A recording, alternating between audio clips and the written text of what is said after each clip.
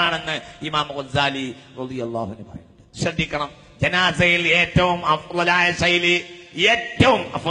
ശൈലി മാ കാന അലൈഹി സലഫ് സ്വാലിഹീങ്ങൾ ചെയ്തിരുന്ന ഏറ്റവും പ്രധാനപ്പെട്ട ശൈലി മിണ്ടാതെ പോവുകയും ആഖിറത്തിനെയും റബ്ബിനെയും അവന്റെ അദാബ് റഹ്മത്തിനെയും ചിന്തിച്ചു പോവുകയും ചെയ്യലാ. മിണ്ടാതെ പോകൽ മാ കാന അലൈഹി സലഫു, ഇതാണ് ഏറ്റവും അഫ്ളൽ. ഇതിൽ തർക്കവുമില്ല.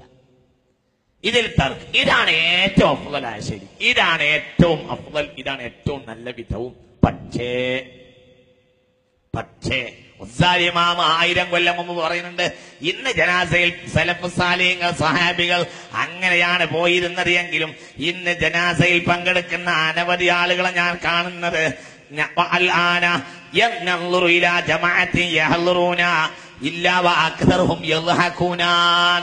ഇന്ന് അധികരിച്ച ആളുകളും പോണേ ചിരിച്ചിട്ടാണ് ഞാൻ കാണുന്നുണ്ട്. സ്വഹാബികൾ കരഞ്ഞു പോയ കാര്യം പറഞ്ഞിട്ട് ഗസാലി ഇമാം യഹ്യയിൽ എഴുതുന്നുണ്ട്, ജനങ്ങൾ ഇന്ന് ചിരിച്ചിട്ട് പോകുന്നതായാണ് ഞാൻ കാണുന്നത്. സ്വഹാബികൾ ജനാസയിൽ പോയിരുന്നത് മിണ്ടാതെയും കരഞ്ഞിട്ടും വേദനിച്ചിട്ടുമായിരുന്നു. ഇന്ന് ജനങ്ങൾ പോകുന്ന ചിരിച്ചാണ്. ഇത് എഴുതി വെക്കുന്നത് ഗസാലി ഇമാം റളിയല്ലാഹു അൻഹു ഹിജ്റ 6-ാം നൂറ്റാണ്ടിലാ.